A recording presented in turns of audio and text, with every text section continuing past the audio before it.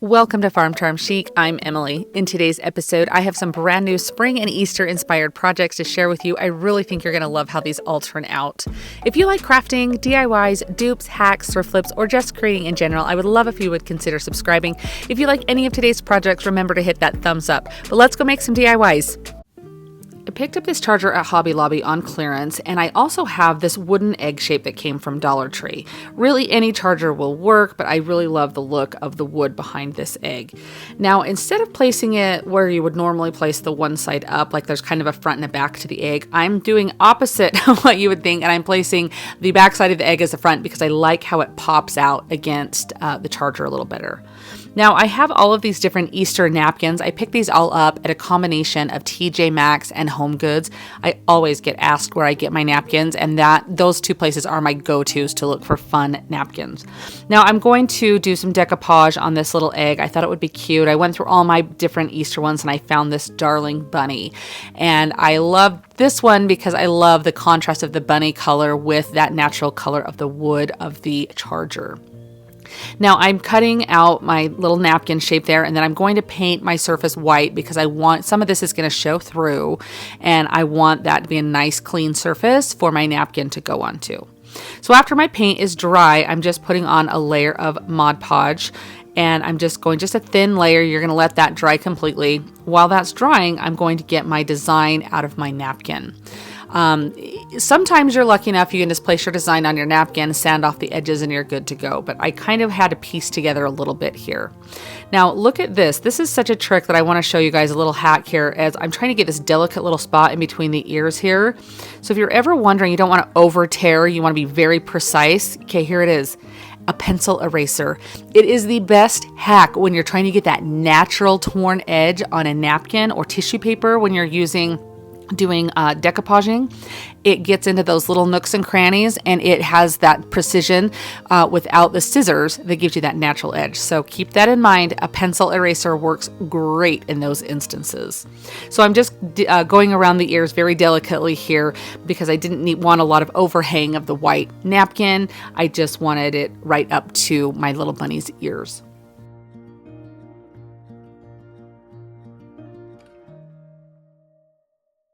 If your design goes right up to an edge on a surface, I just use the nice fine side of my fingernail file and kind of just go in very soft downward motion, and it files off your design. Now you can do this before or after you've put your item on. I probably would recommend more doing it after your item has been heat pressed on or you've Mod Podged it on completely. For whatever reason, I don't know why I'm doing it in this order, but it works. So you can see I'm just going to put a piece of parchment paper over my bunny's face here, and then I'm just going to go over with my mini heat tool. Now I did pick this mini heat tool up off Amazon. When I got it, it was on a deal. It was like $25-ish. I'll leave a link for it in my description box if you're interested. I honestly thought I would never use it. I thought I don't know. I just grabbed it because it was one of those crafting things. I was like, oh, it might be good to have. I use this all the time. So like when I'm trying to straighten ribbon or anything, it's like the best. So take that for what it's worth. You might want to add one to your craft stash. Now I wanted some flowers to go all the way around my egg. So I'm just kind of getting the flowers, kind of tearing out some little pieces of flowers and just kind of piecing it together almost like patchworky all the way around the edge to kind of get what I felt looked nice where it needed some colors. I could have just left it where the top of the egg was white, but I really wanted to bring some color into this. After I adhere my pieces, I just go again with that fingernail file. You could use a finger sander to get the edges off. That gives you that nice crisp edge on the edge of your piece.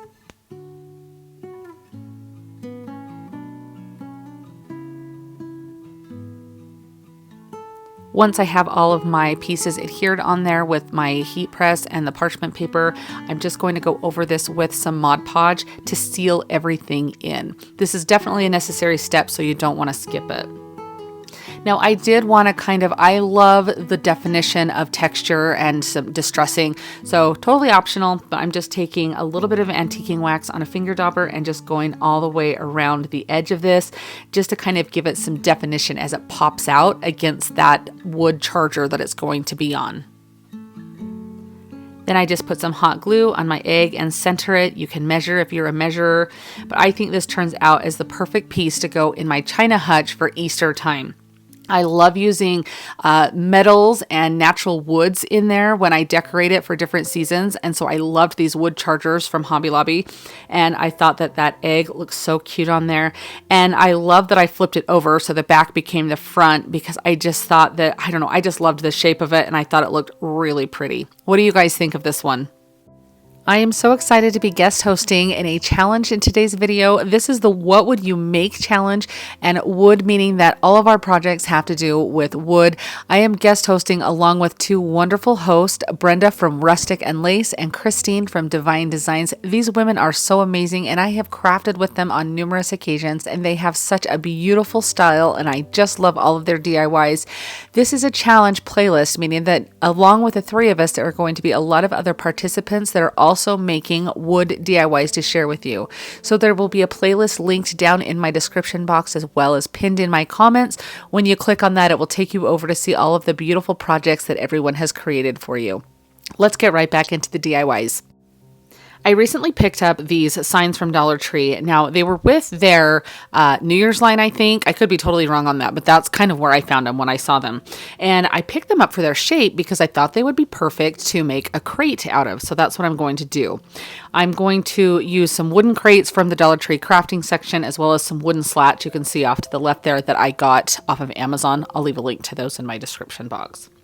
Now I'm just taking some E6000 and some hot glue, and I just realized that I'm gluing these backwards, that I put the glue on the wrong side of the crate. I really confused myself. There's not really a dedicated front and back. These crates happen to be the one that have like a laser cut design on one side of them, not on the back side. So in my mind, it was going to make a difference of which way I put them, but in theory, it didn't make a difference at all because I cover it up with the wooden slat. So you'll see what I mean by that. You're just going to take one of your bottles signs here and one crate and glue it to the bottom, just like you can see that I'm doing here for two of these. And that's going to make a long crate for you. Now to glue the crates together, I took some wood glue and some hot glue. Probably could have stuck with E6000 and been just fine, but I just went with the wood glue here and it held up great. Now you could easily use paint stir sticks for this project. I just didn't love the little like indentation that you get in the stir stick, so that's why I specifically searched for these on Amazon. And I'm just going to glue them up the side. I was trying to decide how many I did. They're definitely like imperfect sticks, and so you kind of have to see which ones bow a little bit in which direction or which ones will fit the best. So that was kind of what I was doing there.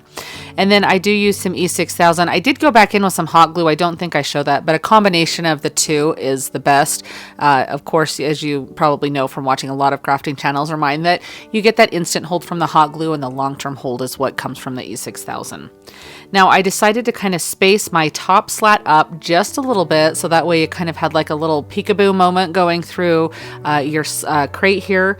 I had seen some recently in one of the boutiques I was at that kind of had that, and I really liked the look, so I was kind of going for that here.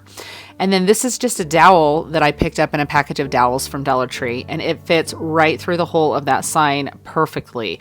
So I do have to cut down one of the ends though, and how I love to attach these is I just use some little wooden half beads, and you can pick these up at your craft store, you pick them up on Amazon, and I just am gluing one to one end, and then I will place, kind of put some glue in there and stick my, I almost want to call it a skewer. This is thicker than a barbecue skewer. It is an actual wooden dowel. But you can see I'm just using, those are like the dog toenail clippers that you can pick up at Dollar Tree. I've seen a couple crafters do that, and so I have a pair in my stash just to do that. But, you know, if you have some miter shears, those probably work a little bit better. Anyhow, you just want to cut this down so it's going to fit in there, and then you can cover up that other end with another wooden half bead, and I just hot glue those on, and that's all I do, and that's all the holes you're going to need. Theoretically, this is not going to be something you'll be carrying around. It's just for decorative purposes, so it doesn't need to be like an ultra sturdy dowel on there. It doesn't need to have like the extra glue or anything. Your hot glue is going to be perfect.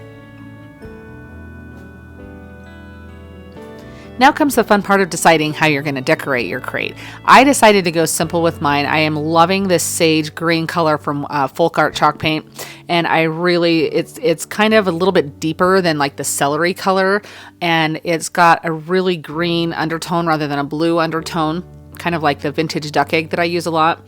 So it just, I don't know, for some reason I'm just feeling this color a lot for spring this year. And I do brighten it up with a little bit of some white dry brushing over the top of it, but not much. Now you could put a decal on this. You could jazz yours up as much or as little as you wanted, distress it if you wanted, but I really just loved, I'm kind of getting in all the nooks and crannies here to make sure that all of the paint or all of that wood is covered up. Now here's where I go in with some white chalk paint. And this is just a little bit of dry brushing to give it a little bit of texture. Totally optional, but I love the way that this looks. And since I really have a spot in mind where this is going to go in my home, I was kind of going for the stuff that I like on it. So you can just see I cover every little bit with the dry brushing. Always remember to hit like the sides and the insides of your projects. That way if you see it from any angle, it all looks cohesive. Here it is with some herbs. These are just some faux herbs that I have from like the floral accent section of Hobby Lobby.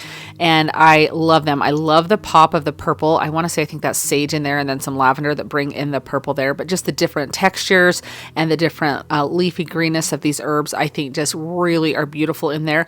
And that's why I love the green color that's on the paint color that I used on the crate itself, is because it contrasts really well with a greenery. I just really love this and think it's beautiful. I think this is going to add such a fresh look to my home.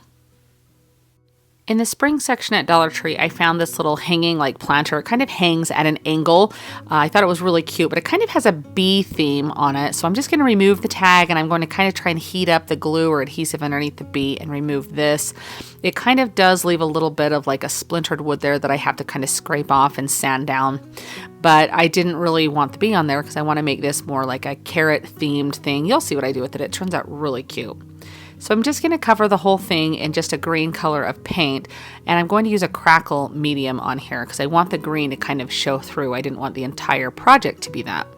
So I'm just going to put this as some folk art crackle medium. I just picked this up at Hobby Lobby, but you just want to do a thin coat of it all over and just anywhere you want that crackle effect to kind of take place. I like to speed up the drying process time with my heat gun. It has you like let it sit for about 30 minutes, but I'm not very patient when it comes to crafting. So now the magic of this is you're going to paint your top color, which I chose to do white. And as your top layer paint dries, it's going to kind of slip on that crackle medium and it causes your paint to crackle. It's the most amazing stuff. It's really kind of fun. But it does work very quickly, so you just have to be careful. You can't go over your sections painting a lot or you'll disturb kind of the process that happens. But when you heat it up with a heat gun, it kind of accelerates that and you kind of get some bigger cracks. But look at how awesome that is. And it's kind of hard to see on camera, but if you were to look at it like up close or in person, that green really pops through there. Now I wanted that crackle, I wanted it to really look aged. I want this to look like it's kind of been hanging out in your garden for like the last 10 years and it's just been weather worn to death. That was kind of the vibe I'm going for. I personally love that look. So depending on how much you like or dislike that look, you'll kind of maybe tailor yours to how your style is. But I do know a lot of us really love that rusty, crusty kind of look. So I sanded away some of the crackle there to kind of make it look like bigger chunks of paint had fallen off over the years. And then I just went around the edge with some antiquing wax. Now this is just a clothespin and I'm going to take my clothespin apart. I do this on 5 different clothespins and then I glue them together here. We're going to make some carrots to stick inside of this. So I'm just gluing them together to make that carrot shape and then just take your favorite color of orange paint. You might have some left over from your fall DIYs. It's perfect to pull it back out for spring. I love decorating with that carrot pop of orange in the springtime. Now at the top of our carrot, I get some little Spanish moss and I'm just going to trim this up into just some little bits and pieces. You don't have to do this step, but I really like the texture that it adds to the carrots. Naturally when you pull a carrot out of the ground, it probably doesn't have this sitting on it, but it might have some dirt and stuff sitting on the top, so it kind of mimics that. But just with some hot glue that I put at the top of the carrot, I'm just kind of going to dip my carrot down into that. Just push some more or less, however you want on there. I just like to have it really fine so it's not totally out of control. Now this is some boxwood from Walmart. I'm just taking a couple of pieces of these. You can see I just broke off 3 little sprigs to put as my carrot greenery. So I'm just going to glue those onto the back I'm going to stick these inside of my container and glue them, so you won't be able to see the back of that carrot. Now these are some wooden tags that I had. I picked them up on clearance at Hobby Lobby, but they always have something similar to this in their party section. So if you're looking for anything like that, head to the party section. And I just put some antiquing wax on here, and I'm going to brighten it up with the teeniest bit of dry brushing of white paint. The reason I do that is I'm going to put a stamp on here. I'm going to put the word carrot patch. I just thought that sounded so cute to put on here. And I love these click stamps that I got from Michael's. And I'm pushing hard enough that I have and kind of rocking them back and forth. So I have a little bit of the edge of the stamps appear on there. I liked kind of the rustic feel of that. Now just putting a little knot in some twine, I'm going to feed that back through my little tag here that covers up the hole. And then I'll just glue the tails down on the back so you can kind of see the sign there. Now, of course, something happened and I obviously didn't get myself gluing the carrots in, so I do apologize for that. But it was as simple as I put some Spanish moss in the bottom there, put a couple little daubs of glue on the back of the carrots, and put them against the background of our little hanger there. But look at how cute this is. I think this turned out beautiful. Such a fun little pop of color. I love that you've got that rustic earthy of the tag color on there with that crackle paint and then that bright pop orange of those carrots. I think this is the perfect project for spring. I love this. I think this would be so fun, even to have like hanging off the side of a tiered tray or hanging off somewhere in your home. I just think this turned out so cute. What do you guys think of this one?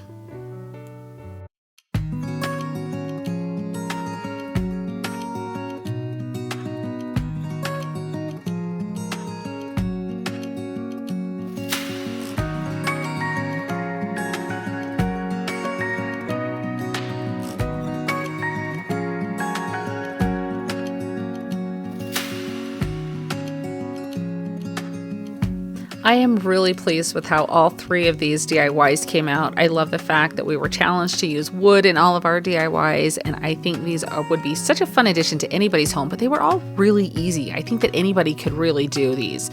And it's so fun to take something and transform it into something completely new. I just love it. What do you guys think of these? Do you have a favorite from today? Remember that this is part of a playlist, and there will be a playlist link in my description box as well as pinned in my comments. I do want to say thank you so much to Christine and to Brenda for inviting me to be the guest host in this playlist. Remember to check out both of their channels, which will also be linked in my description box. Thank you so much for watching, and I'll see you next time. Happy crafting! If you like the video that you just saw and you want to keep crafting together, here's another video that you might enjoy. And as always, remember to like and subscribe. Thanks so much for watching. I'll see you next time.